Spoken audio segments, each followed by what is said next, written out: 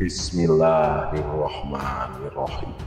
Assalamualaikum warahmatullahi wabarakatuh. Sahabat Superpedia yang dimuliakan Allah, semoga kita selalu dalam keadaan sehat walafiat. Amin. Alhamdulillah dan terima kasih kepada yang sudah like dan subscribe. Semoga selalu dalam lindungan Allah dan dipanjangkan keberkahan umurnya. Di video kali ini kita akan membahas kisah yang penuh pengajaran dan keinsafan. Kisah ini menceritakan perjalanan spiritual seorang jamaah haji Indonesia bernama Samsul di Mekah. Melalui liku-liku perjalanan yang penuh ujian, Samsul menemukan makna sejati dari kepasrahan dan pengampunan. Mohon sahabat seiman semuanya untuk mendengarkan video ini sampai akhir agar tidak terjadi kekeliruan dan salah. Nama-nama dalam tokoh ini saya samarkan. Sebelum menyimak cerita ini, sempatkanlah menulis sholawat kepada baginda Nabi Muhammad SAW di dalam komentar sebagai tanda penghormatan kita kepada beliau. Allah Subhanahu wa Ta'ala berfirman dalam surat Al-Ahzab ayat 56, sesungguhnya Allah dan para malaikatnya bersolawat untuk Nabi. Wahai orang-orang yang beriman, bersolawatlah kamu untuk Nabi dan ucapkanlah salam dengan penuh penghormatan kepadanya. Di suatu daerah pedesaan di Indonesia, hiduplah seorang pria yang kerap dipanggil Samsul oleh teman-temannya. Bersama istrinya, ia mendapatkan jadwal melaksanakan ibadah haji tahun ini. Mereka rutin menghadiri pengajian yang diadakan setiap minggu menjelang keberangkatan ke Mekah. Pada pengajian kali ini, mereka berkumpul di aula desa untuk mendengarkan ceramah dari Ustadz Marwan, pembimbing jamaah haji dari agennya. Samsul sudah lama mengidam-idamkan untuk bisa mencium Hajar Aswad dan sholat 2 rakaat di Hajir Ismail. Dalam keheningan itu ia berkata, rugi kalau tidak bisa mencium Hajar Aswad, karena belum tentu tahun depan bisa menunaikan ibadah haji lagi. Sahabat dekatnya yang duduk di sampingnya berusaha mengingatkan, nanti kamu malah terjepit jamaah haji dari Afrika yang besar-besar. Dengan wajah penuh semangat, Samsul menjawab, walaupun saya kecil tapi lincah, jadi saya pasti bisa mencium Hajar Aswad. Setiap jamaah haji, baik laki-laki maupun wanita, memiliki tujuan yang sama, yaitu berlomba-lomba mencium Hajar Aswad. Terasa kurang afdol rasanya jika belum pernah mencium batu surga itu.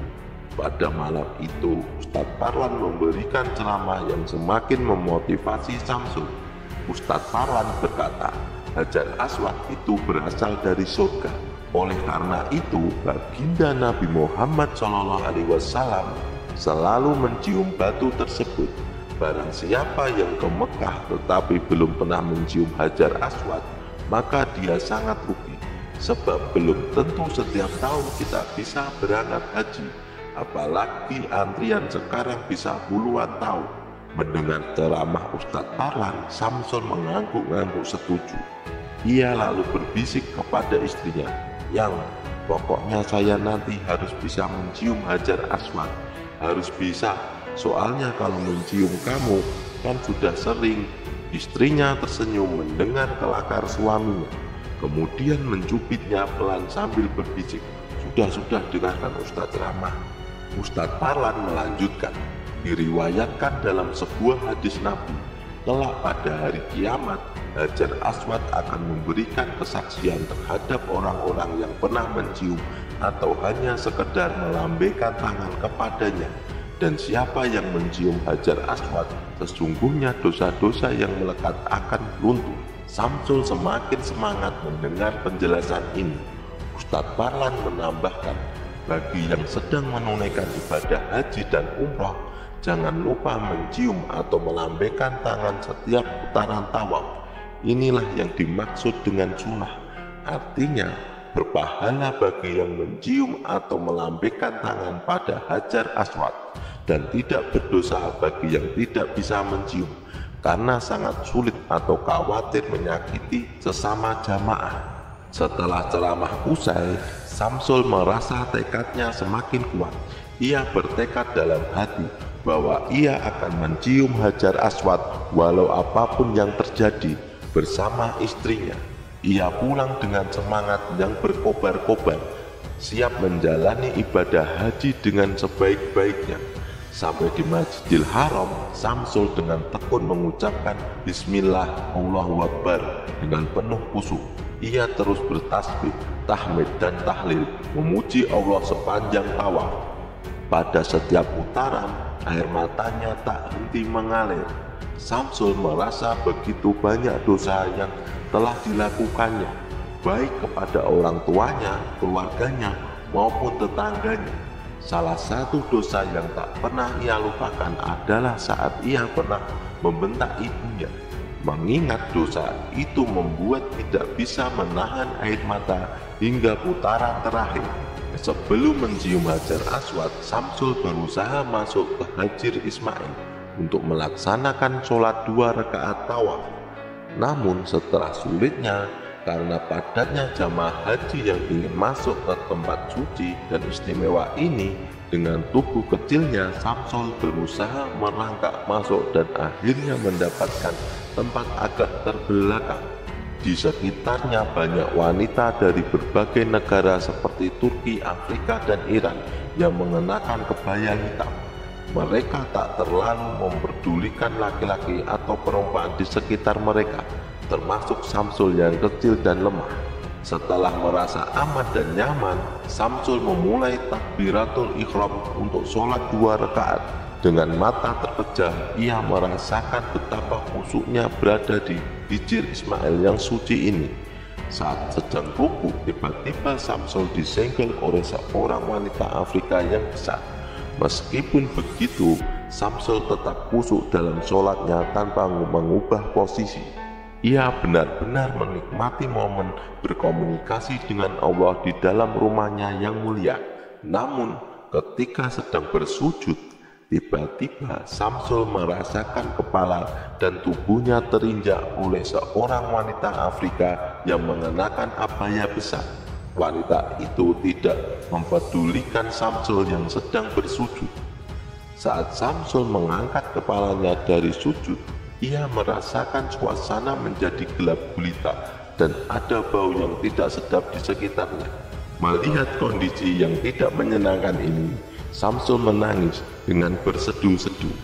Ia berdoa dengan penuh penyesalan, "Ya Allah, aku mohon ampun kepadamu. Betapa besar dosaku. Aku pernah membentak ibuku. Ya Allah, mengapa Hijr Ismail menjadi gelap gulita seperti ini? Mungkin dosa-dosaku terlalu banyak, sehingga membuat mataku tidak bisa melihat apa-apa." Samsul merasakan kehinaan dan kebersalahannya dalam hati. Namun ia tetap berharap agar Allah mengampuni dosa-dosanya dan memberikannya kekuatan untuk tetap istiqomah dalam ibadah haji ini. Setelah berdoa, Samsul terus bersujud lebih lama, memohon ampunan atas dosa-dosanya.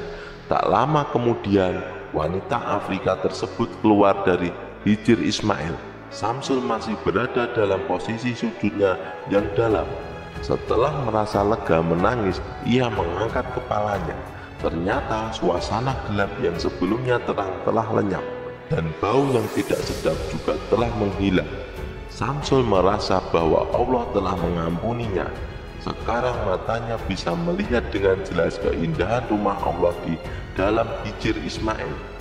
Dengan penuh syukur, Samsul mengangkat tangannya. "Ya Allah, aku bersyukur atas karunia-Mu yang begitu besar kepadaku. Engkau telah membukakan kegelapan itu dengan cahaya surga. Sekarang aku bisa melihat dan menikmati keindahan rumah-Mu. Ya Allah, janganlah Engkau siksa aku lagi, karena aku telah bertobat atas segala dosa." Samsul belum menyadari bahwa kegelapan yang ia rasakan sebelumnya disebabkan karena kepalanya masuk ke dalam abaya hitam wanita Afrika itu. Ketika selesai sholat dan berhasil mencium Hajar Aswad, dua rekannya memberitahunya bahwa saat bersujud di hijr Ismail, kepalanya masuk ke dalam abaya wanita Afrika yang hitam. Merasa lega bahwa kegelapan itu bukanlah azab Allah, dalam hatinya Samsul berkata, "Wah, ternyata bukan terkena azab Allah." Meskipun merasa malu, Samsul menyadari bahwa ini adalah pengalaman berharga baginya. Dua rekannya tertawa cekikikan melihat kejadian lucu tersebut. Pengalaman ini menjadi pelajaran berharga baginya bahwa orang yang tidak akrab dengan kondisi Mekah dan sekitarnya bisa mengalami kesulitan atau kebingungan. Hal ini juga menunjukkan betapa pentingnya memiliki pembimbing haji yang bisa memberikan panduan dan pemahaman tentang situasi yang dihadapi di tanah suci, terutama dalam keramaian yang dihuni oleh jamaah haji dari berbagai belahan dunia dengan fisik dan budaya yang berbeda. Bukan hanya ceramah tentang keutamaannya saja. Kisah kali ini kami rangkum dari sumber media, jadi kebenarannya belum pasti. Nama-nama tokoh ini saya samarkan dan saya edit sedikit biar lebih menarik ceritanya. Mohon maaf apabila ada kekeliruan yang terdapat dalam kisah ini, karena maksud dari video kali ini adalah agar kita dapat mengambil hikmah atau pelajaran penting dan senantiasa terjaga dari mara bahaya dan kekufuran. Semoga kisah ini bermanfaat. Yang benar datangnya dari Allah Subhanahu wa Ta'ala, dan kesalahan itu datangnya dari saya pribadi sebagai manusia biasa. Sampai jumpa di kisah selanjutnya. Saya akhiri. Wassalamualaikum warahmatullahi wabarakatuh.